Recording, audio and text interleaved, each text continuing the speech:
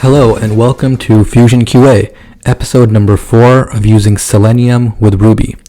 In today's episode, we're going to talk about one of the most important techniques that you'll learn when using Selenium-Webdriver, and that is basically how to locate or find elements on a web page.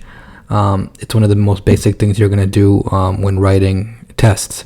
And so Selenium-Webdriver offers a number of different ways to find elements, around 8 or so ways that you can locate at these elements. And of the different ways is you can do it by ID, number 1. Number 2, you can do it by class. Number 3, by the name. And this is all, within the HTML DOM or the document object model within the web page. These are, when you inspect the page, you have access to all of these things. Number 4, you can inspect it by the link text. Number 5, by the partial link text. Number 6, by the tag name. Number 7, by different CSS selectors. And last but not least, number 8, by the XPath. In today's episode, we're just going to cover the first 3, which is the ID, the class, and the name. And these are probably more of the common ones that are used and you'll probably be using in your tests. So let's go ahead and get started. We'll first launch our IRB session. All right. And we are going to go ahead and navigate to our demo site as usual. Okay, so this is just a demo site that we use for testing Selenium. And so before we kind of go over the different locators for locating elements on the web page, it's recommended to keep the locators as compact and readable as possible. Having Selenium-Webdriver go through and traverse the page or the document object model, the DOM, go through that, it becomes a very costly and expensive operation if you have, very long queries when you're trying to find elements. So the more you can have smaller and narrow down the scope of your search in terms of finding your elements, that's going to be better. It's going to be faster, more efficient. So the first one we're going to do here is we're going to show an example of how to find an element by using the ID of an element, right? And when you're using an ID, it basically locates the element whose ID attribute matches the search value that you give it. So in general, if you have the IDs available on the page available to you, and if it's a unique ID, and it's always going to be consistently predictable, meaning that most likely it won't be changing in the code, then that's the preferred method for locating an element on the page, to use the ID. That's the way you want to do it. The IDs, they tend to work very quick. They're quick to find. They don't take a lot of processing power, versus doing some kind of other options that we're going to go over. And so bottom line, IDs are the simplest, safest, fastest locating option. And you should always use IDs as your first choice. Even when there's multiple choices, you always stick with IDs. And if there are no IDs, then we can talk about other options. So in this example, we're going to locate this username text field right here. This username text field, by its ID, right? So I'm going to right click on it and inspect it. And it shows me here, when I inspect it, this text field, the ID is equal to username. Right there, ID is equal to username, right?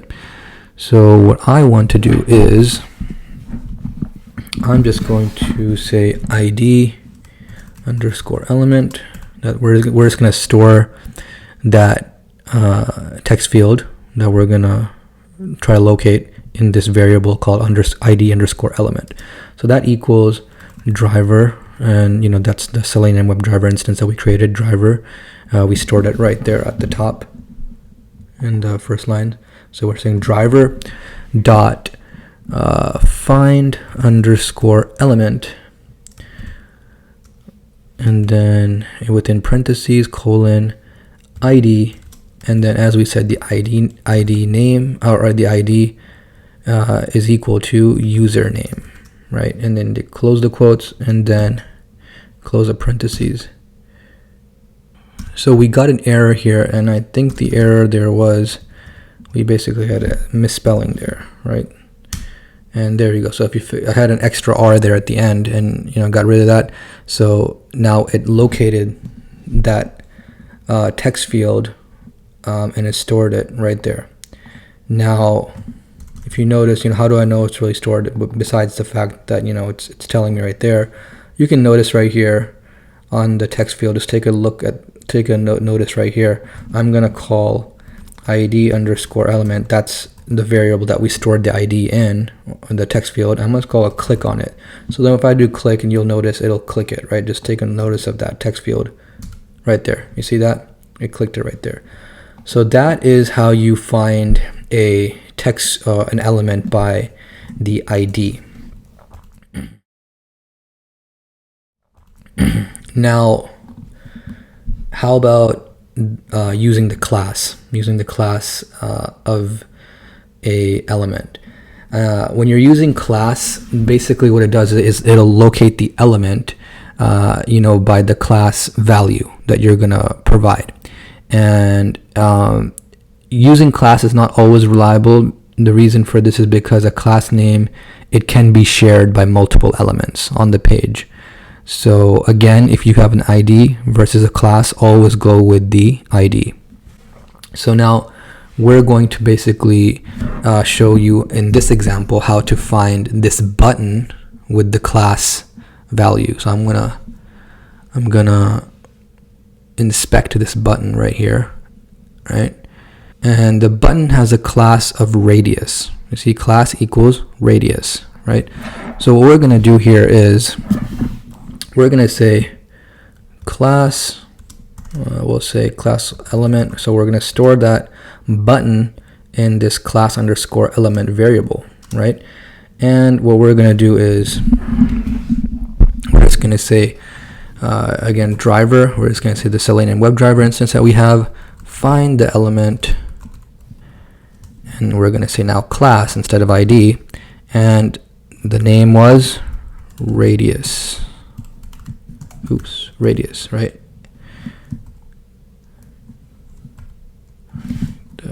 There you go.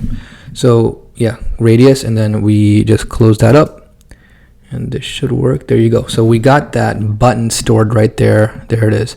Again, we want to make sure, double check that it's actually there. So we can just do something like this: class element, and notice the page here. It's going to have a change because I'm going to do a click on it again. I'm going to call it click. And this is just to show you guys that it's actually stored. So it'll click that button, class underscore element dot click, and there you go. So you clicked it. So your username is not invalid because we don't have anything there. But now we know that it actually stored the button via the class in that variable. So the last option for locating element in today's episode will be by the name. Okay, the name. And I'd say the name, using the name locator, it's just about as good as an ID, but you won't encounter names, as often as you would expect, right? But names are also a good option to use in your tests when you're trying to locate elements. And in our case here, in our example, we're going to locate this text field, again, the username text field, by its name value. So I'm going to do a right click inspect on here, right? And so inspect this, and we see the name is equal to username. Name is equal to username, right? So what we're going to do here is name underscore element equals driver, again, our Selenium-Webdriver instance, dot find element, and this time we're going to say name. Before we said ID, class, and now name. So name, and then the name was username, right? And let's see if this works. There you go. So now we have it stored in that name element, the text field of username. And again, as we did last time, we want to just double check. So we're going to do name underscore element dot click, and it should be selected there when we do that. There you go, it's selected. So that's how you use the name locator to locate a element via the name. So again, the recommendation is always keep your locators as compact and readable as possible. In this episode, we didn't get too crazy in regards to having really long and complex or more long and complex queries. But in the next episode, we will go a little bit deeper to show, some more complex queries. But the bottom line, the recommendation is you want to keep your queries as compact and readable as possible, because when you're asking Selenium-Webdriver to go through the web page, the DOM structure, in really complex queries, it becomes more, more time intensive. It's going to take longer. It's going to be not as fast. So we want to keep it as small as possible, the queries. It'll be more fast and more efficient that way. So that wraps up this episode. I hope it was of benefit. If you have any suggestions or questions, please leave me a comment below or email me at Farooq@FusionQA.net. Don't forget to like and subscribe and connect with us on social media. The show notes and other details are in the description. Thanks for watching.